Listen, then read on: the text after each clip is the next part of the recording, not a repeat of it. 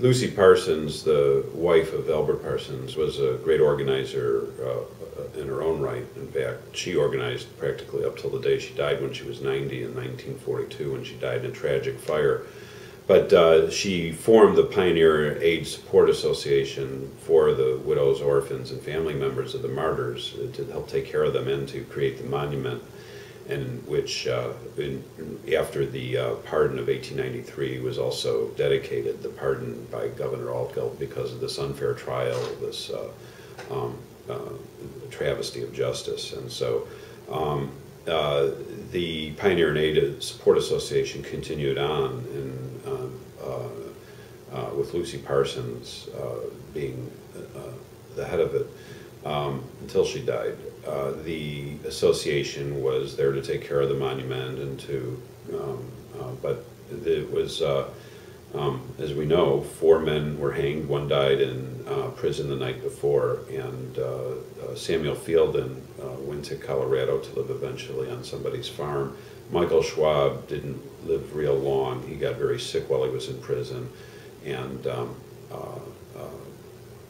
Nebe, I don't remember right now what year Nebe died, but the stories are incredible because if you look at the family members, Oscar Nebe's grandson, who became active in remembering the Haymarket, his name was Bill Nebe, who just died, didn't even learn about his family's past until he went to Mexico, and he had the same name as and he saw his name on the monument in Mexico, and people told him about the Chicago martyrs, and he began to discover that he was connected to the martyrs of Chicago. And he was a man who, as I said, passed away recently. He was the grandson of Oscar Nebe. Bill Nebe was his name.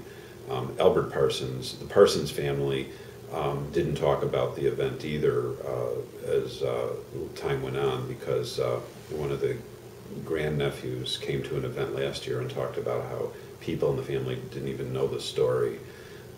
Lucy Parsons herself, the children died very young, so Lucy Parsons was the only heir to the Albert Parsons family, and she had a friend who, and also her lawyer, Irving Abrams, who, when she died, he took the deed of and kept the deed for the monument, and it was in 1971, about 10 years before he died, that he gave the deed to the Illinois Labor History Society, so that there would be an organization who could look after the monument and help tell the story of the Haymarket Martyrs. Irving Abrams was a lawyer. He considered himself an anarchist, although the word anarchism is viewed by many in different ways. I think the kind of anarchist that the Haymarket Martyrs were, and the kind that Irving Abrams was more of a communitarian, sort of a socialist idealist or utopian socialist who believed that we should try to end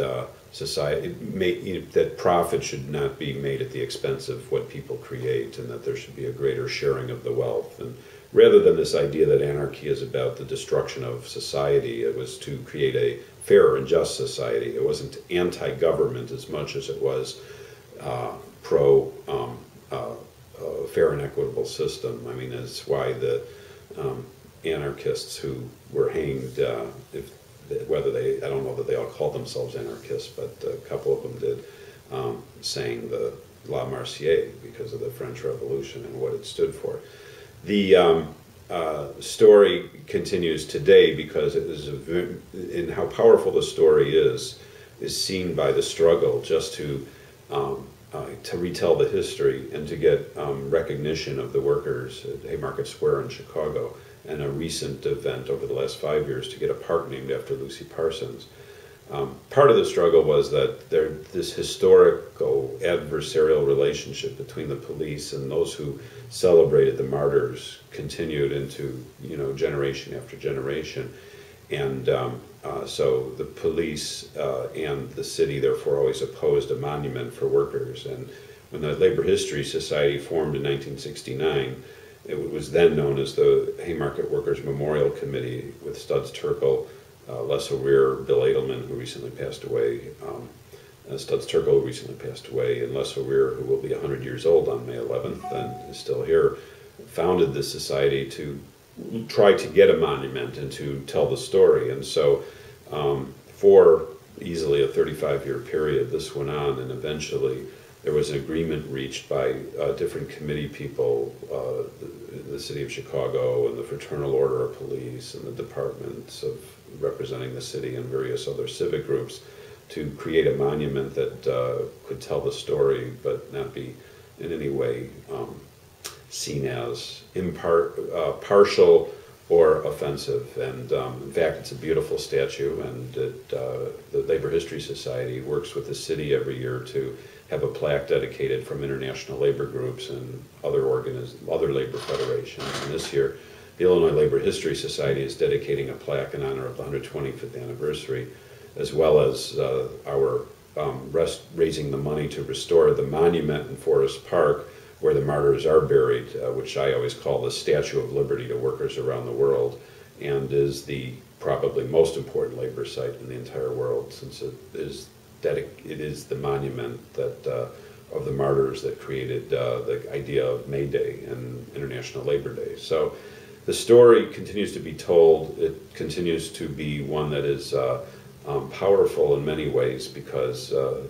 each and every May Day there are demonstrations all around the world, rallies, parades, and as we try to get the story told, we find out that nobody knows the story in America. So it's quite amazing that that can be the case, but it is the case, and that's our goal, our mission as the Labor History Society, to help people understand that their history was made by, American history was made by workers, by people just like themselves who are struggling today just to overcome repression and suppression, whether it's in Wisconsin or Ohio or Michigan or wherever. A great example is the Republican governor of Maine just took down the murals in, of all places, the Department of Labor that depicts workers working, and the first female cabinet member ever of the U.S. government, Frances Perkins, who was Secretary of the Department of Labor under Franklin Roosevelt.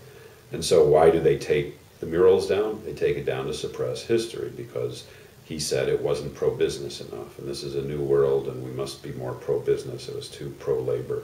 So the story is getting told over and over again, and the question will remain, will we be able to stand up and to keep the, as often the cliche is, the eye on the prize, which is to create unity, to struggle against corporate greed, to struggle against Wall Street's desire to profit off of the labor of all those who work for a living. So I think that's the story in a nutshell, and the Haymarket story is behind all of it.